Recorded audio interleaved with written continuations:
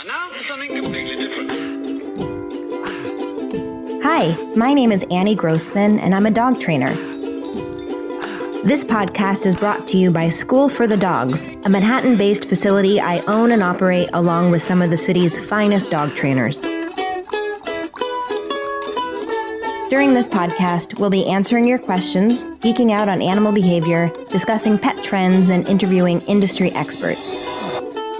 Welcome to School for the Dogs podcast. Hey everyone. We've been getting a lot of questions about how to train a dog to go inside. Usually dog trainers are asked for help training dogs to go outside, but due to this mass quarantine, people can't go outside with their dogs or don't want to go outside with their dogs. And suddenly, this new problem presents itself. How do we train dogs to go inside? For an expert opinion on this, I wanted to talk to our trainer, Anna Ostroff, who is one of my very good friends and just a wonderful trainer in person. But as often happens with me, I was kind of last minute on this. And so rather than arrange an interview with her in advance, I called her up with kind of a surprise interview. I think you're going to enjoy hearing about her dog Ginger and how she trained Ginger to do her business in the closet. Hey, Annie. Hey, is this a good time? I'm going to put, we just finished. How's it going? Good. So this is a kamikaze interview because I want to talk to you about teaching your dog to pee in that house. Are you really recording right now? Is that okay? Oh, yeah. I'm just going to go in another room. People don't normally call you up and ask if they can record you talking about how your dog pees in the house. Well, these are weird times, Annie, so These are weird you never know what you're going to get asked to do these days. How are you? Cool. I'm doing okay. So you want me to just talk about how I trained Ginger to be in the house? Well, I mean, I guess I should explain, to anyone listening that you have a dog who's very sensitive to New York City, among other things. And, why don't you explain how it came to pass that Ginger is an indoor pottier? I mean, the reason I want to talk about this is because so many people are asking this question right now because they don't want to. Some of them can't go outside or feel like they shouldn't go outside or whatever the reason is. There's an increasing amount of people trying to get their dog to go to the bathroom inside, which is an unusual thing for a dog trainer to be asked about because usually it's the opposite. Yeah, totally. So Ginger, as you mentioned, Annie, she definitely has what we as trainers call urban anxiety. So she gets really nervous going out into the city with all of the cars and sounds and skateboards, and we don't have a backyard because we live in an apartment up on the 5th floor with no terrace or backyard. And so one of the things that is really important to me with all of the dogs that I work with, and with my own dog, of course, is to try to reduce stress in the animal's life, to try to be sure they're happy and healthy. And one of the things I knew that I could do to help my own dog was give her an indoor potty option because, hi Magnolia, because my dog also loves Magnolia, for whoever's listening. So for Ginger, I knew if I could give her that option, it would be kind of one less stressor throughout the day for her. Now, to be clear, she still is outdoor potty trained, so Ginger does still go potty outside. She knows she can go to the bathroom anytime she's outside. And inside, she knows that there is one specific location that she can go to the potty inside. And so especially last potty of the day, right before bed, I feel like there's no need to stress her out and take her out into the crazy city. And some days, if she's a little more nervous, we just, she doesn't have to go outside at all if she wants to just go potty in her little potty spot. So the way we set it up for her, we have a closet that has, it's like a door that slides. And basically, just like I would when it's time to, if you were going to take your dog out for a walk, I time it so that she gets at least 3, if not 4 potties a day. And if those aren't outside, then they're going to be in her little potty spot. And we have it set up in a closet. So there's like a tray and like her little pads and stuff that are on top of the tray. And she goes right into the closet, potties right on her potty spot, and then she comes out. And when we were first training her to do this, it actually was not immediate because she was very, very well trained to go potty outside, as many dogs are who are well potty trained. So she was really, really well potty trained to go outside. So it did take a little while. And the way I did it was I would walk her on her leash to her little closet potty patch and take her in, and I would wait and see if she would go to the bathroom. If she wouldn't go to the bathroom and it had been, like, I don't know, like 4 or 5 minutes and she just wasn't going, I would just follow it by taking her outside. And I did this pattern for multiple days until one day she kind of picked up the pattern that every time she goes and stands in the closet, we follow it by pottying outside. And one day, Ginger kind of looked at me very curiously and peed in the closet and then looked at me to see if it was okay. And she got a big reward, party time, lots of fun, lots of happiness, high-value treats. And she pretty much took, probably a little bit more of like really high-value reinforcement to let her know that that was okay and something she was allowed to do. But sooner rather than later, it just became an additional potty spot. And also, I would love to let listeners know that she is still incredibly well potty trained. So we come and visit my family in Maryland a lot, and she never has indoor potty accidents. So there's no confusion. She knows that if she's not near her potty spot, that outdoor is the potty spot. So she doesn't ever have accidents if we're inside somewhere else. She knows that in New York City, in our apartment, she has basically like humans have a bathroom. She has like a little bathroom, and she knows she can go there. A couple questions. Did you experiment with different substrates, or did you? What do you use now? Wee-wee pads? This is actually really a funny story. We went through so many different substrates, and it wasn't because it was actually less about initially trying to figure out what Ginger would go on. That was part of it. We wanted her comfortable, and we knew she liked to go on grass patches or dirt patches. But the reason we had to go through so many is because we started out with, there's some really great real grass patches like Fresh Patch and Doggy Lawn. That will deliver to you. Yeah, and those are great services, and we use them for a while. I actually really like both. I think they're excellent if you have an outside option, like a terrace, and you want your dog to go right on that patch. The problem is when you're doing it in the closet of a smaller office, your entire little small office starts to smell like dirt and grass. So it was kind of funny. It wasn't actually so much about the pee smell. It was actually just really smelling like I don't know, like a farm or something, like really outdoorsy. So we were like, this is so weird.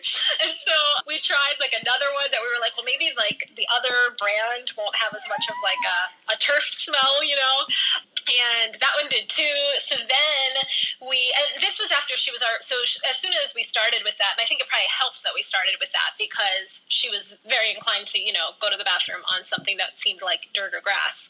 But we then moved to basically a fake turf grass. So it wasn't real turf. It was just the fake plasticky grass over top of a wee-wee pad. And that also worked for a while. And it was a totally fine solution, except that it, was harder to keep clean because the plasticky grass material, if you want to recycle it, it's hard to really keep that clean enough so that you don't have any urine smell. And whereas with the Fresh Patch and the Doggy Lawn, those you could, like you said, you can get them delivered, so those were easy just to throw away, come and go.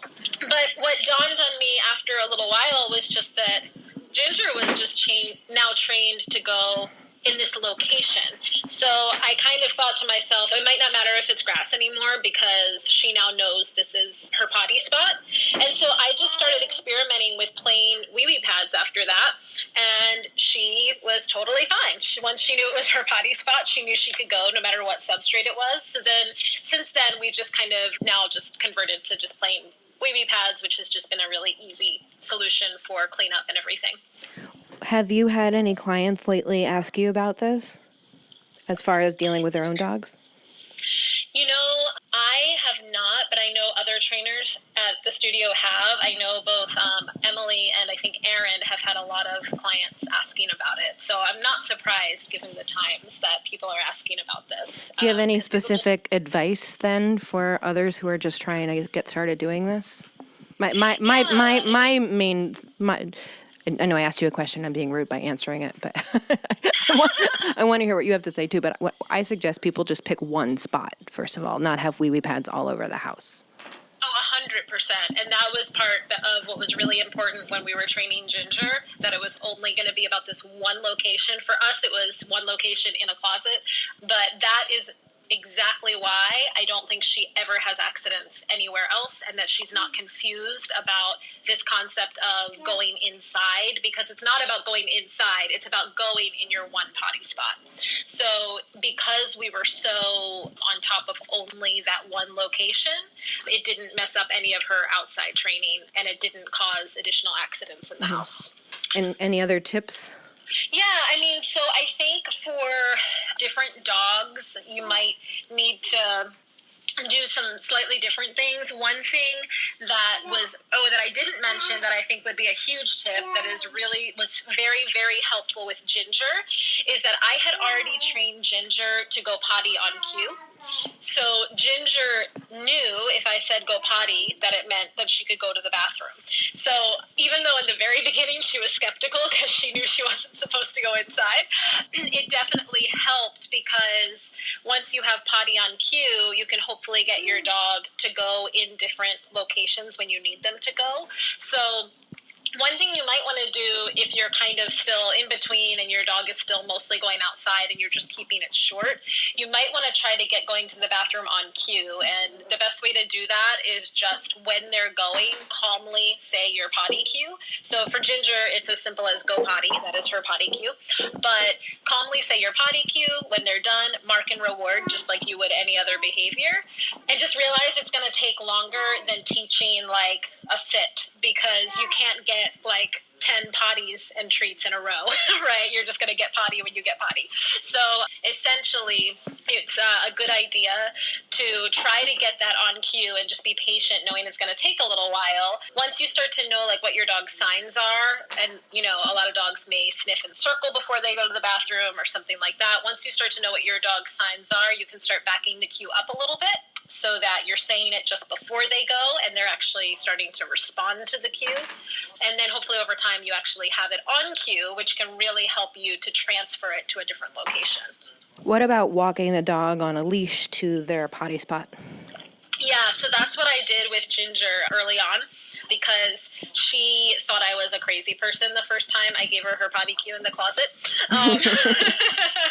So what really helped was setting it up like I was going for a walk and literally walking her over to her patch on her leash. And that is also something that even to this day, usually she just walks in and goes now, but even to this day, if like she's super involved in something else or super tired and it's getting late and I'm like, oh my gosh, we just have to go to the bathroom now because I'm going to go to bed, I'll put her on her leash, walk her over, and she'll go right away.